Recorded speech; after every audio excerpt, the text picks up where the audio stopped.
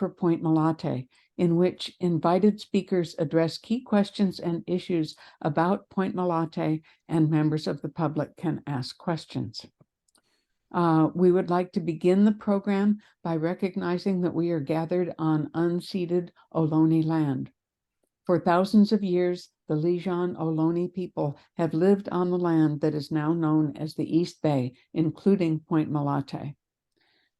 We recognize the importance of this land to the Ohlone people, past, present, and future, and invite you to join us in learning about and honoring the Lijan Ohlone history and work today.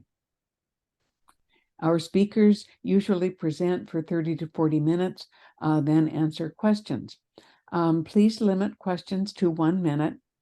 Also, you're welcome to use the chat to let us know how we can improve, or leave your email if you'd like us to send you announcements. Once we get started, I'll put the web page for this speaker series into the chat. This session and future sessions are being recorded and eventually will be posted to that page and to the Speaking Up YouTube channel. So please like and subscribe to our channel. I'm Sally Tobin. I'm a biologist and retiree of the Stanford Center for Biomedical Ethics. I work with the Point Molate Alliance and the Richmond Shoreline Alliance, and I'm a member of the Bay Area Sea Kayakers. I serve on the board of Citizens for East Shore Parks and live in Richmond.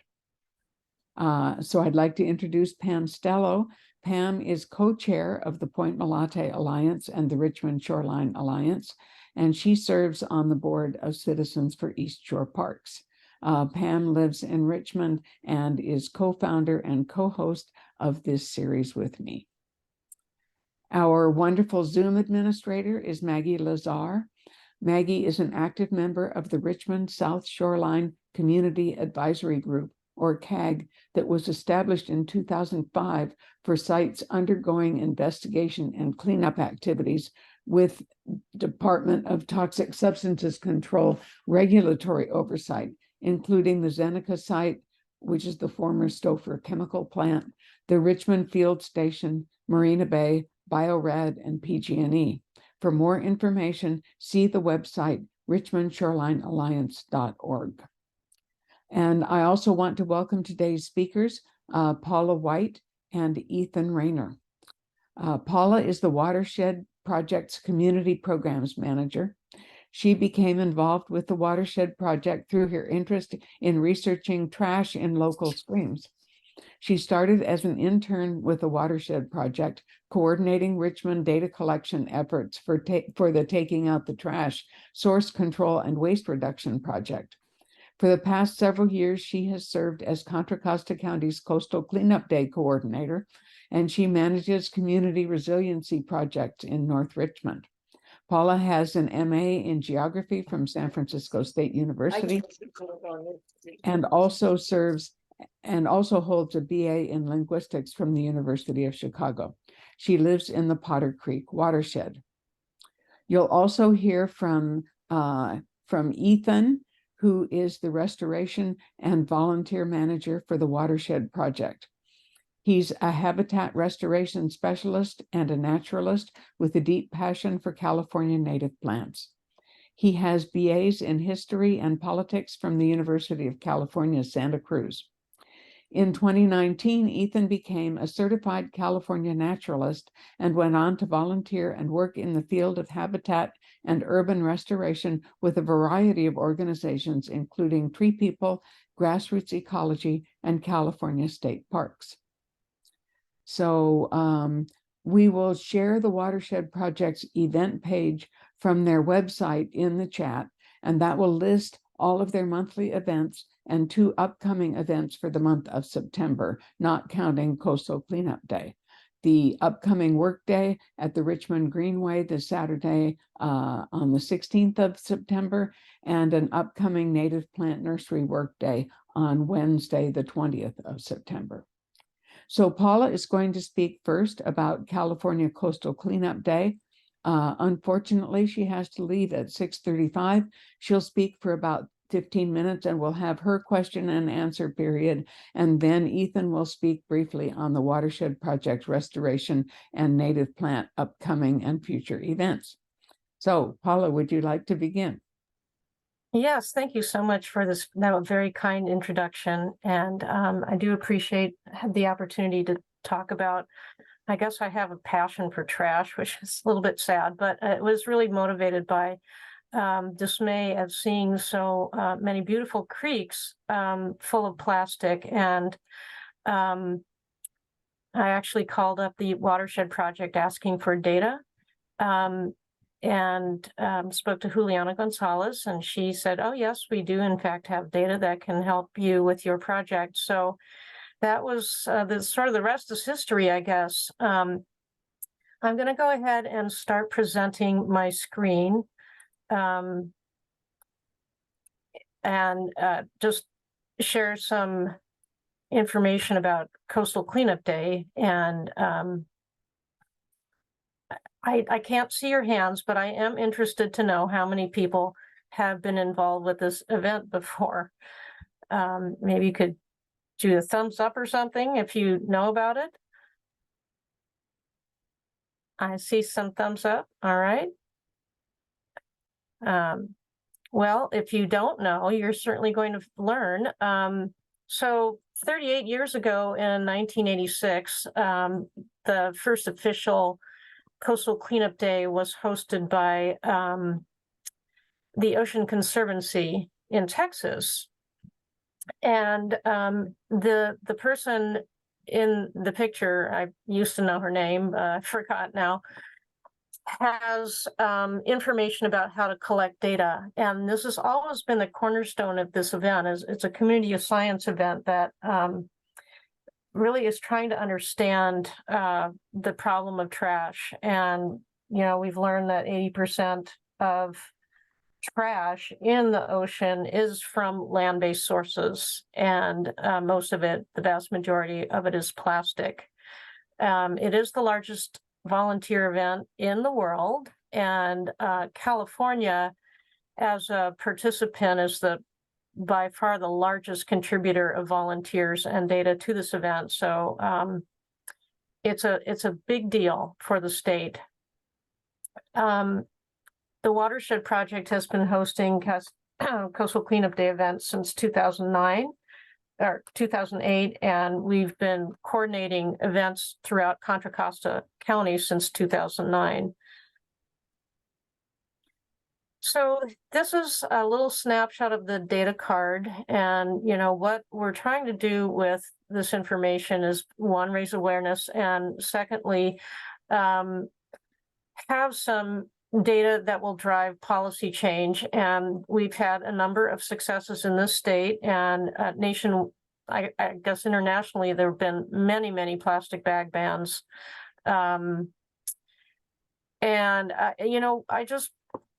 It struck me that one of the first events that I was involved with at Shimada Friendship Park, people really have a different understanding of the kind of the scale of the problem after they sit around in one place and pick up all of these tiny pieces of plastic. It's very eye-opening. So that's one of the reasons why we keep doing it. And then these are some of the other reasons, is that we have been effective at using data to pass these bag bans, styrofoam foodware bans. And that has really been important in reducing the amount of trash. And local data from our Shimada Friendship Park site in Richmond shows that plastic grocery bags that are subject of these bans have really declined greatly from around 30% at their peak to less than 2% today. I wanted to talk a little bit about this sort of the next generation of what we're looking at now, and that's brand audits. This is, as I mentioned earlier, this is an international event, and I think here in the United States and, many other European and Latin American countries, even with waste management infrastructure, we can throw things away and we don't worry about it. That's not the case in many other countries. And the Philippines based Break Free from Plastic organization has organized brand audits to try to really communicate to the public how important it is to reduce the production of plastic. And so their goals are to basically shift the narrative, stop talking about people being the problem, but, the companies that are profiting from plastic being really the more appropriate target, hold them accountable, show who pollutes the most and where, and then build a global movement, which is diverse, inclusive, and unites people from all across the globe. And you see this person here. We intended to tackle the plastic problem by creating much more, and that has definitely been the case. Some of you may be aware of these new products that are supposed to be so great. Like now you can have a pod of dishwashing soap that you just throw in your dishwasher and it biodegrades. Well, often those claims do not hold up. So sachets, single-use, small, teeny pieces of a coffee, single-serving coffee, all of that is a way to reduce the size of the product sold and sell more product. So these are strategies that companies are using worldwide. I'm bringing this up because, well, I'll just go through this. This is the fifth year now, or it'll be the sixth year that brand audits have been conducted by Break Free from Plastic, and the top 3 polluters are listed there on the far right column. And it's kind of, they're duking it out. Coca-Cola's #1 worldwide every single year. I did want to mention that back in February, the Watershed Project led a brand audit where we used their methodology and learned that PepsiCo, at least at that site, was the top contributor, followed by Mars and McDonald's. They were tied. So these global brands are really doing very little. There's a lot of greenwashing out there, and it's,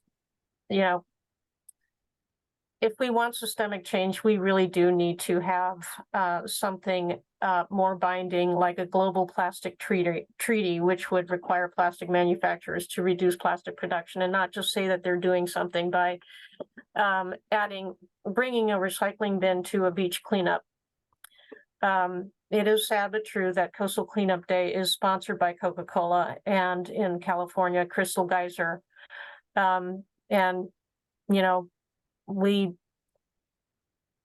It saddens me, but at the same time, we keep doing the event because I think building the awareness at the end of the day is still worth putting up with some of this greenwashing.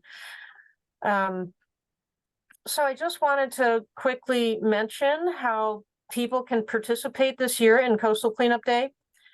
And this does connect finally to your your mission, which is about Point Molate. There is a Point Molate beach cleanup happening, and Urban Tilth is the organizer. This is a link. I will go ahead and put this. Oops, excuse me. I think I can select this and put it in the chat, but perhaps not.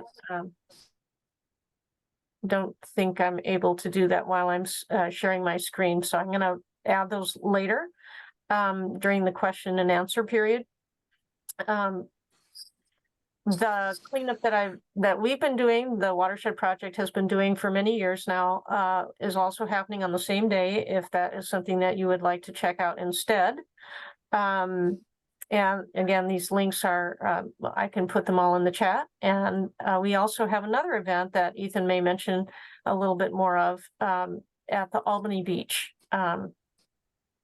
Finally, we have, as in our role as county coordinators, we've created this map that shows the cleanups that are happening all across Contra Costa County, and some of them are happening on different days. So if you happen to, you already missed one that was at the McNabney Marsh on September 10th. There is going to be one in Pinole on the 16th. If you want to go to Antioch and do a kayak-based cleanup, there's one on September 15th, but most of these are happening on the 23rd. And all of them have information about who's hosting. If you hover over the icons there, it'll pop up with the information that you need to get involved if you'd like to. And I just wanted to just share these two flyers of our events. The one on the left is for Albany, and then the one on the right is for Shimada. And there's my email there if you want more information about a brand audit or anything else. Please reach out to me and I would be happy to do that. And that's all I have. So I'm happy to answer questions now. And I'm going to go ahead and stop sharing my screen.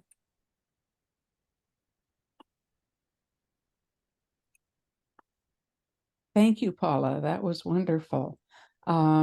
So do any of you have questions for Paula?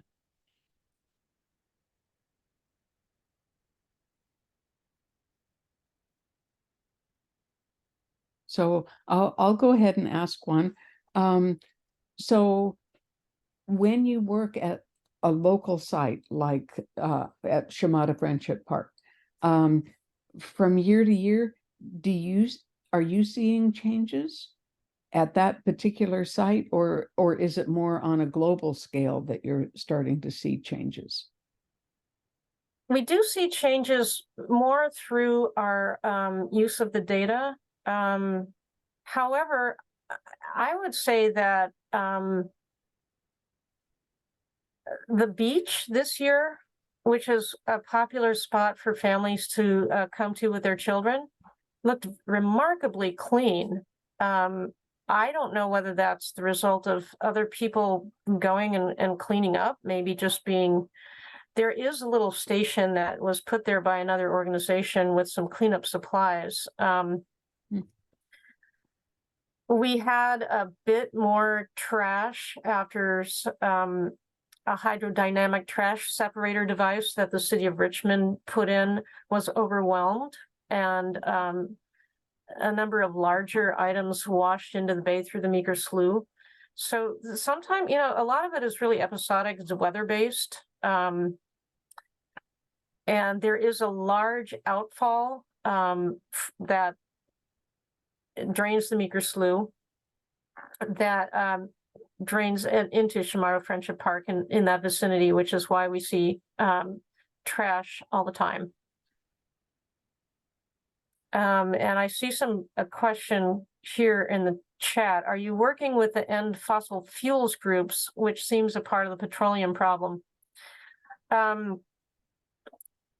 personally am not. I think that that's clearly one direction that, it's all part of the puzzle. Petroleum is the feedstock for plastic. So, one more here. Use of plastics for produce seems to be increasing, even organic produce. Have there been studies regarding the continued use of plastic containers for produce? Well, I do not know. It is frustrating. It seems to be particularly common in larger supermarkets that, their organic section, everything is pre-wrapped in plastic. Very frustrating. Tony had a question. Tony, go ahead. Unmute there. But not so much of a question, but I'm a member of the board of directors of Citizens for East Shore Parks, and I'm a volunteer from here and there with Urban Tilt and other things Urban Tilt are involved in. And of course, CESP has sponsored cleanups at the Albany Bulb, etc., for years. After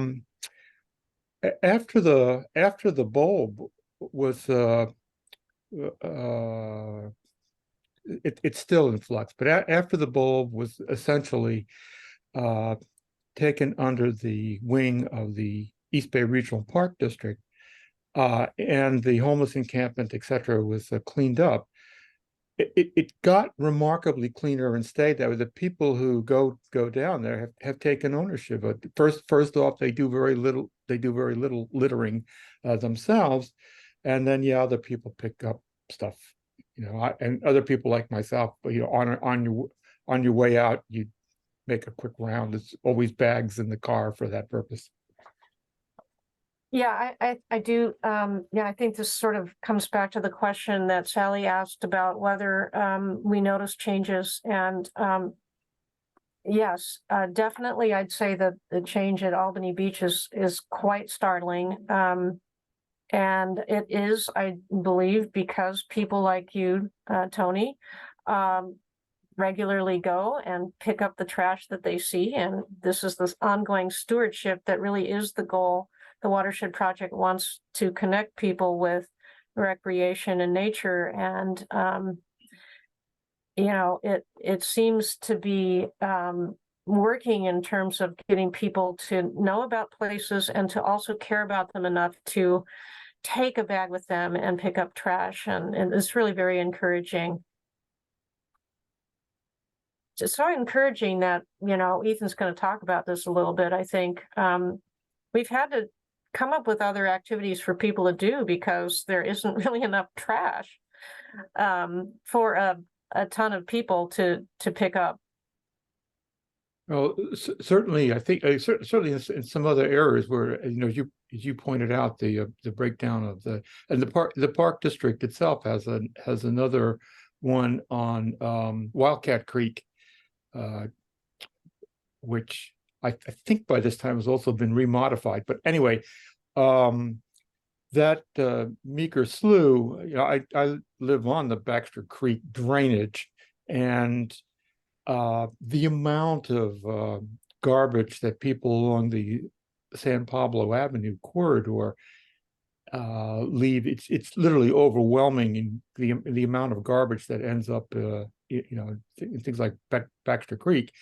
And then Baxter Creek drains right next to the slough, in fact. So whatever hopes I think in Richmond we may have, I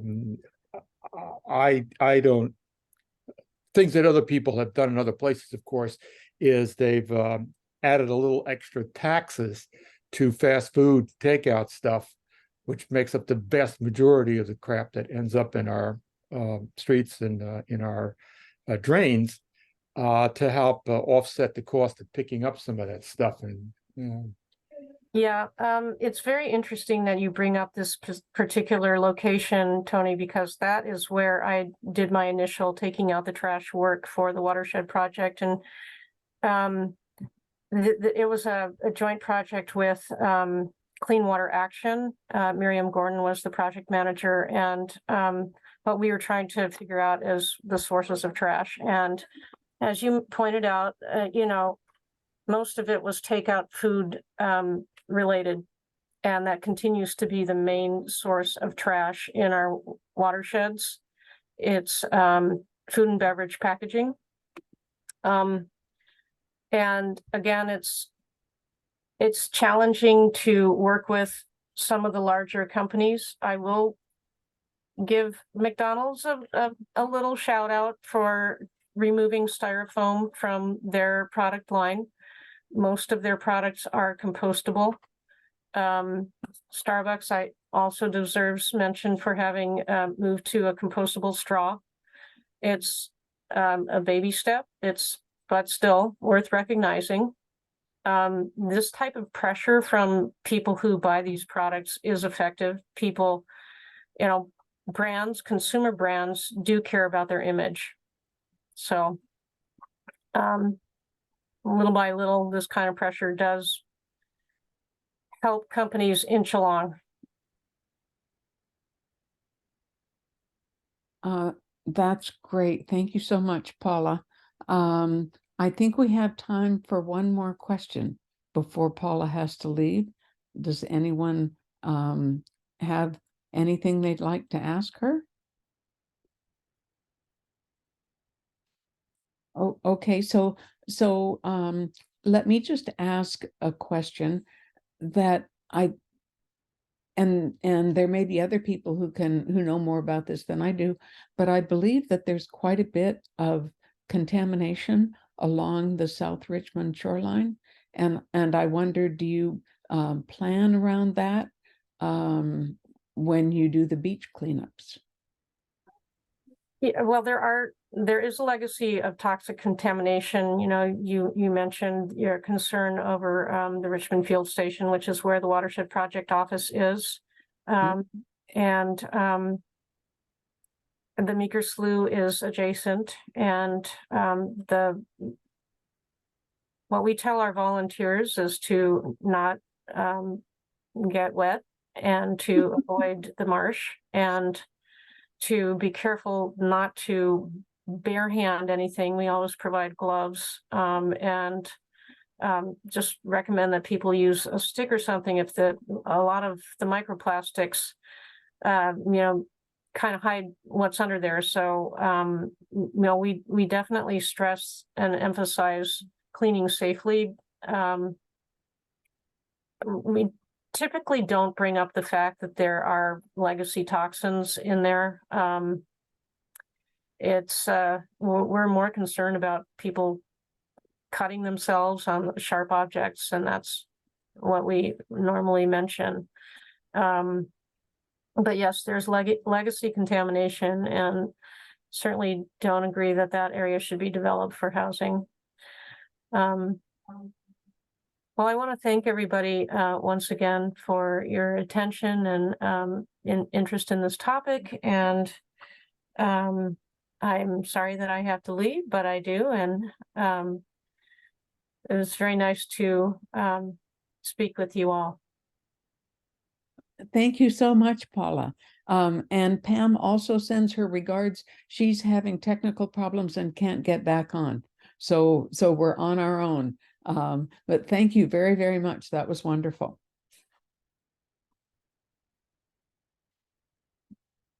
Okay. So Ethan. Hello, everyone. The floor is yours. Thank you. And thank you as well for having me. Like Paula mentioned, it's really excellent to speak to interested folks, and it's a really great forum you have here on is it a weekly basis? Mm-hmm. That's really incredible.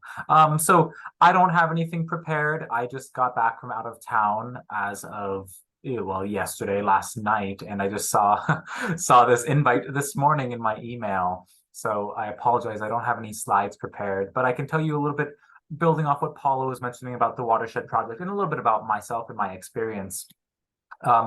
I have experience working in habitat restoration. I love native plants. I've been at the Watershed Project for about 8 months now, since earlier in this year. It's been a very interesting transition due to the fact that my background is mostly in habitat restoration. So working for California State Parks over in Half Moon Bay, along the San Mateo coast, working in like redwood restoration, coastal sage scrub, actual habitat restoration, and then moving into more urban restoration here with the Watershed Project. I know Sally shared many of our events. Thank you for sharing that in the chat.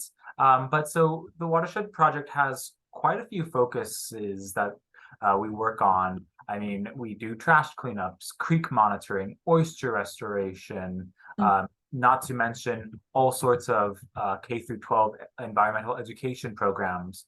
My own area of focus is, as I mentioned, urban restoration in our Greening Urban Watersheds program. So that's kind of like the catch-all term for our work, where we have quite a few projects and investments in the Richmond area. I believe, Tony, you said you live by Baxter Creek. We have many years ago established a really nice bioswale on Baxter Creek by the community center there. That is a great demonstration area, and we still go back and do cleanups and restoration work days there. But I just mentioned bioswales. We also have rain gardens, rainwater harvesting techniques and talks. We have creek stewardship, and are developing urban canopy programs to provide shade through climate adaptive street tree plantings in North Richmond specifically.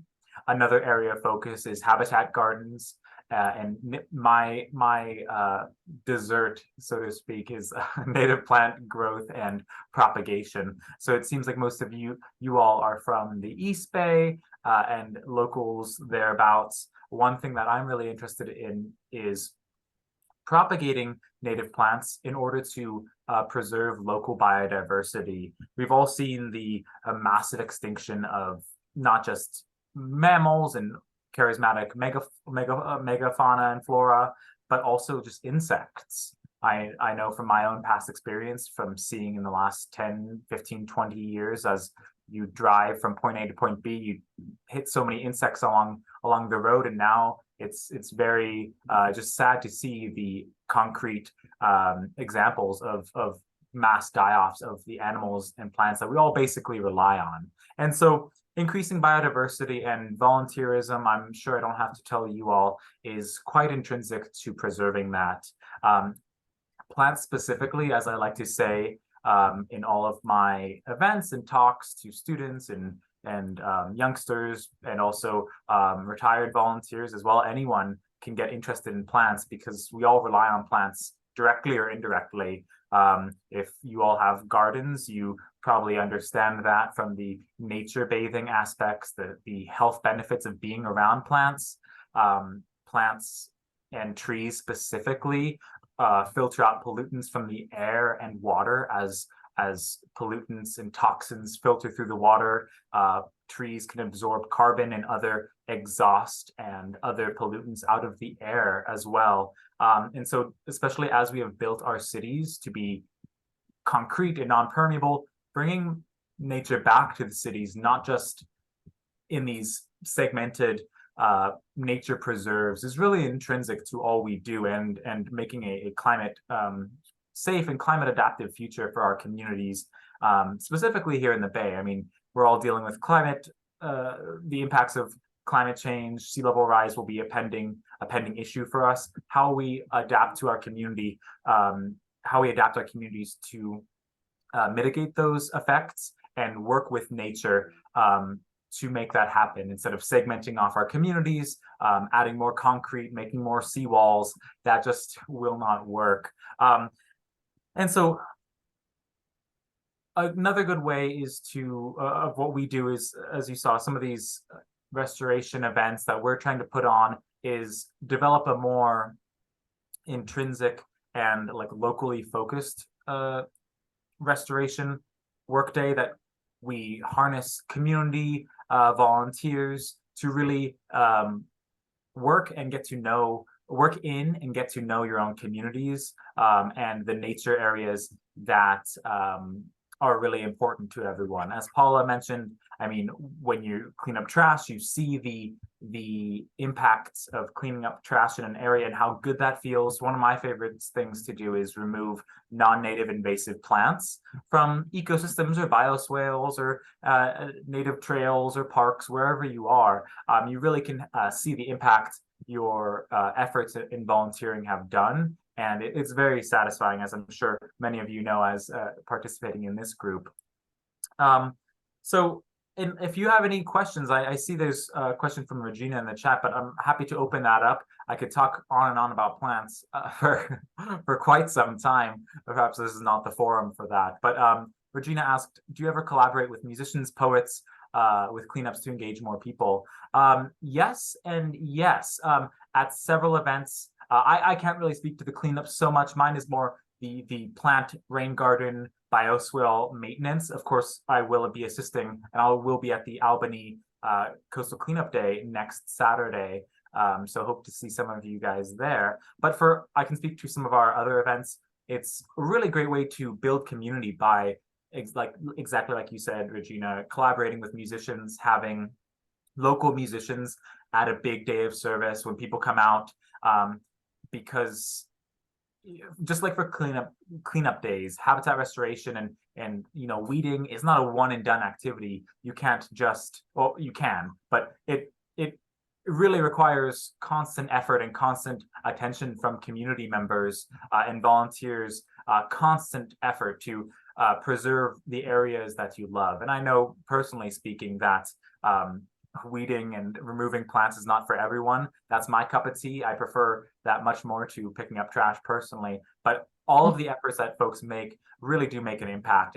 And collaborating with musicians, poets, artists really can create that sense of community we're all looking for.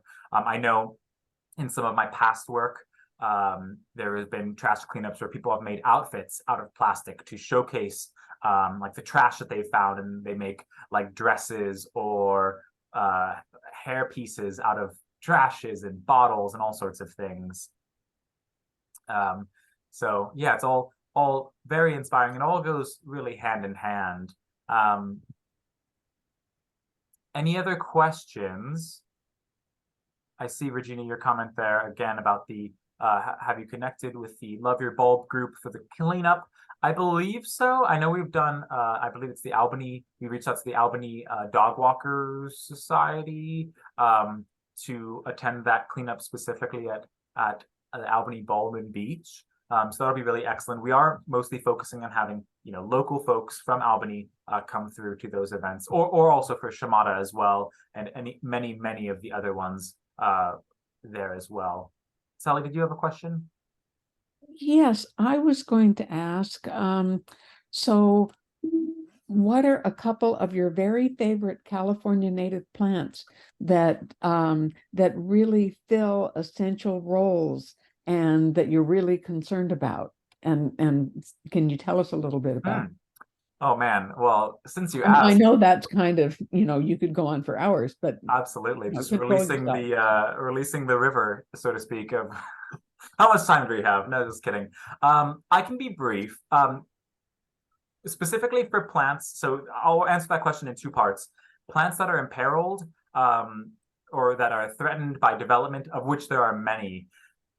There's quite a few, and I'm not sure if anyone here is a member of the California Native Plant Society. We have a great chapter here in Contra Costa County and in all the other East Bay and throughout the Bay. There's many amazing chapters. If anyone's interested, California Native Plant Society, CNPS. I know the Contra Costa County group has a rare plant database that they focus on and how to preserve these plants. And so that always goes back to finding plants that are imperiled by development or just distribution. The first one that popped into my mind was one that I saw this springtime at Mount Diablo. It's the Mount Diablo fairy lantern. It's this beautiful, grows from a bulb. It's in the lily family. It's yellow and only grows at Mount Diablo. Fortunately, we've been very lucky, and most of Mount Diablo is preserved from, I know there are some quarries and things there, but most of it is preserved for in perpetuity, that it will not be developed, which is really excellent in preserving those species. But I mean, throughout California, there are a wealth of plants that are imperiled or have already gone extinct. I'm not sure if folks know, but California is a biodiversity hotspot for plants specifically. It's called the California Floristic Province. Given our unique geology, weather patterns, temperatures, geology and geography specifically, given the shape of the Central Valley, the coastal range, the Sierra Nevadas, of course, the Cascades, the deserts. It is one of the most diverse places on Earth for native plants, just speaking generally here. And then the second part of your question, some of my favorite native plants that you can have in your own yard that serve, I believe the term is serve ecosystem services, kind of a sterile term to like talk about how important, like what the importance level of plants are. Anything that helps the pollinators, but also, as I kind of mentioned earlier, and I don't think I ever got to, everything relies on plants in some form or another, right? Plants, if you imagine it as like a food pyramid, really basic pyramid, plants are at the absolute bottom. So everything relies on plants, even if they are a bear or a hawk or something that you don't imagine eats a plant, they eat things that have eaten plants. So a hawk eats a rodent that eats a grub that eats wood or something like that to that effect. Even I know bugs and creepy crawlies aren't the most charismatic insects or the most charismatic animals out there, but they all rely on plants. So finding the plants that are local to here or the general region is really important. One of my favorites that will be blooming probably in the winter, coming up shortly, is pink flowering currant. It's this beautiful shrub it's in the Ribes genus. It's a currant. It has both beautiful flowers that pollinators and long-tongued moths and other butterflies pollinate. And then also it has berries that in the fall or summer and fall, birds and other things, rodents, other mammals eat and disperse as they go about. So it's very useful. Many of the plants that have the flowers and the berries are quite useful. I mean, we have toyon, we have coffee berry here, some really important keystone species, and of course, the most I can't talk about native plants without speaking of California oaks. All of the oaks are some of the most important keystone species in California, and I could go on, but that is super important for pollinators, both as habitat, creating little houses in old snags and things like that. Of course, acorns, which indigenous Californians have used for millennia and millennia as a food source, but then also as food source for going back to caterpillars and grubs and all sorts of things that relies on. I see another question there from Janine. There's a house in North Richmond where the owner makes huge sculptures out of beach trash. He makes horses, fish, people, etc. I believe the house is on Colsa near Monterey. Thank you for sharing. That's really cool. It is really neat to repurpose plastic in those senses. And I maybe see a question let from me Jim. break in just for a moment. Sure, please. And mention that that there's an art exhibit at the Point Richmond Gallery right now by Tyler James Hoare, who's the person who made the Snoopy and Red Barons that were out in the mud flats. So he's referred to as the mud flat artist. And he died not too long ago. So there's there's an exhibit of his work, and many of his bird sculptures started with Clorox bottles. Wow, that's cool. Thank you, Sally. That's really awesome. Jim, thank you for your question. I'm gonna slightly condense that if you don't mind. So I mentioned urban restoration, bioswales. Do you see the Watershed Project doing any habitat restoration projects in the future or invasive weed projects? Yes and yes. You mentioned broom and stinkwort. I have extensive familiarity with those invasive plants. You also mentioned hillside coastal prairie at Miller Knox. I completely agree with you. Coastal prairie is one of the most endangered and almost not completely eradicated, but just one of the most disturbed and destroyed habitats in California because of development, housing. Everyone wants to live on the coast, but also large projects, grazing, when not just the Spanish but Americans and then Californians came in and had huge cattle grazing and destroyed very, very delicate coastal prairie. So coastal prairie is really interesting, and if you get a chance and help out with East Bay Regional Parks District, I think they would welcome the efforts. Our restoration efforts, just to touch on our restoration efforts, for example, the one this Saturday at the Richmond Greenway, we will be doing invasive plant removal and cleanup in our bioswale. It's more of an urban situation, so not so much like the habitat aspect itself, but removing the plants from our bioswale so it gives our native plants a chance to thrive. That's a really cool thing about bioswales. I just read a really interesting article today. If anyone is interested, I'll share that. The title is Stormwater Biofiltration Increases Coho Salmon Hatchling Survival. So bioswales, for those of you who may not be familiar, sharing the link for that article here. It's a brief read. But a bioswale is basically a combination of organic matter, so bark, sand, gravel, which is not organic, and then the native plants or some sort of bioswale grass or forb mix that helps filter the water and remove pollutants, nitrates, contamination, oil, oil runoff, you name it. So just this really interesting article that just came out a few days ago shows that green stormwater infrastructure can assist and protect salmon hatchlings from the toxicity associated with like road runoff in their sensitive habitats. So that just makes me feel good to know that while we're doing this in the urban situation, how much of an impact it has on our local habitats. I see Tony knows some invasive thistles. I agree. Invasive thistles are some of my favorite weeds to remove because they're so satisfying and they just spread like crazy.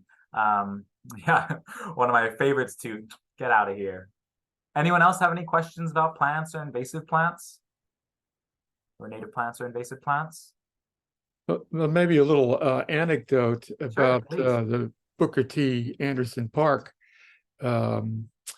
Years ago, for a brief period of time, Doria Robinson worked for the Watershed Project, and she was spearheading work that was done around where the creek is daylighted through that park. And that a whole bunch of work was done, and there's a elementary school about a block away, and of course getting kids involved bringing the kids down and put little plants in there.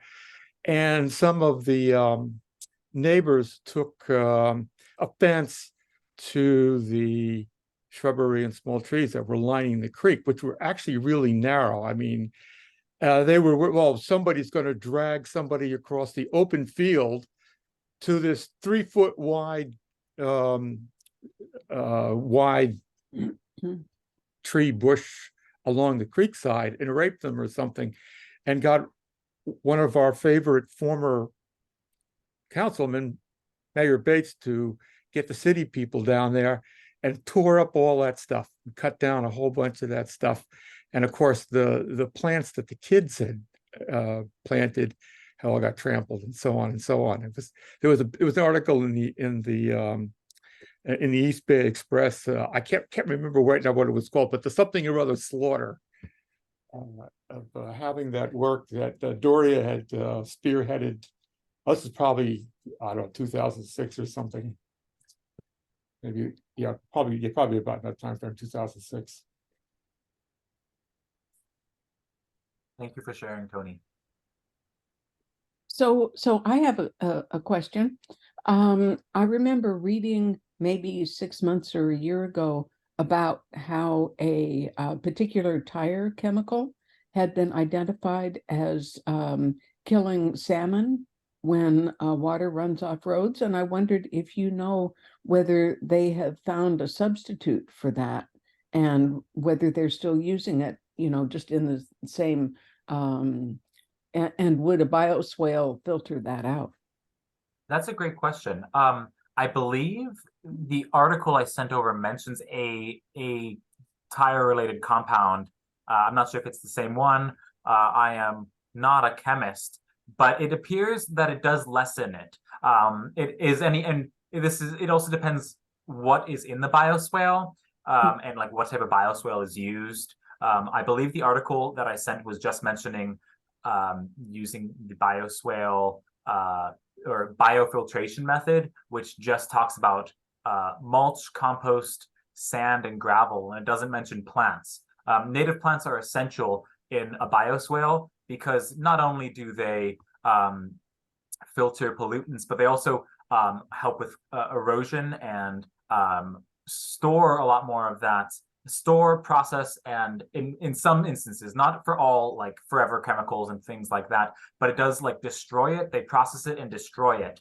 And then also because if you all are familiar with mycorrhizal, the soil fungi, plants specifically, once they're in a a plant community, that's something we try to develop, plants that are companion plants that grow alongside one another. They exchange basically like knowledge and chemicals and proteins and things to help one another survive. And so that whole complex, incredibly complex and diverse underground system that we are barely just discovering really does help break down a lot of these things, which granted a lot like forever chemicals, nitrates can last in not just soil, but groundwater for many, many decades, if not hundreds of years. And we're only realizing, microplastics as well, like what Paula was mentioning on that. We're only just realizing the effects it's having, not just on the world, but on us. Like people have found it in their bodies, in their bloodstream,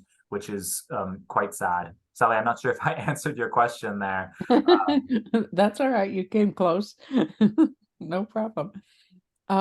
Okay, in the couple of minutes we have left, does someone else have a question? Yeah, I'm interested, when you're doing the restoration work, when substituting natives or plants that work in a restoration format, that some people might call those rudderall plants. What about the fungi? And because sort of the relationship between the native plants and the fungi that they had originally evolved in, and we so decimated a lot of these landscapes that I'm wondering about that, because I've seen people do kind of what were remarkable things and then see them fail, and you don't see a real reason for that to happen.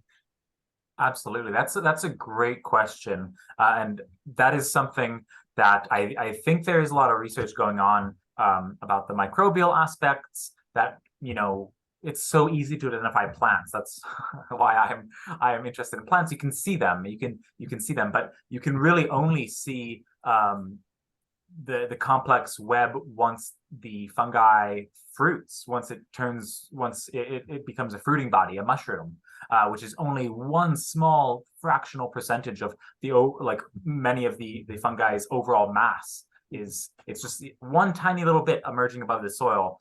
But speaking of mushrooms, and so, well, we've never really experimented with adding any spores or anything to the soil, or any sort of fungi to the soil to amend the soil. We just hope to plant the plants in place, and instead of creating a monoculture, right, we try to intersperse plants together. So even if we're going to plant 50 of one species and 50 of another, we're not going to plant them in blocks. We try to intersperse them how nature would have it in a mosaic setting. And one great thing about fungi, and another reason why mosses are not fungi, but mosses, fungi, lichens, liverworts, a lot of them reproduce through spores, which are airborne. So that's the reason why mosses are quite widespread, like distributed throughout the world, is because, if one spore just like takes off and goes in the jet stream, which it can do, that's many of the reasons why scientists believe there's similar plant types and fungi and mosses across many continents that are quite diverse. They've been carried through spores or through birds who have eaten certain types of fruiting bodies, and they defecate and spread those spores around. So we hope that we just build a good enough foundation for the plant community to come in. That's another thing we have with volunteer plantings. Not volunteers as the sense of volunteers as in humans, but volunteers as in whatever comes in naturally, as long as it's not a weed. There are some plants that are called weeds. They're just like weedy natives, air quotes here, mostly because white settlers, when we first settled here 100, 200, 300 plus years ago, these were the hardy plants that came in with our agricultural crops. They outcompeted our crops because they're quote unquote weedy. I'm thinking of tarweed or other what's the term right now? I can't think of this one that's in my head right now. But other plants like that come in and are hardy enough to survive in these areas. We call them weeds, but they're still native plants. And so we let them grow because they may be able to add something to the soil that our select plant palette will not be able to provide.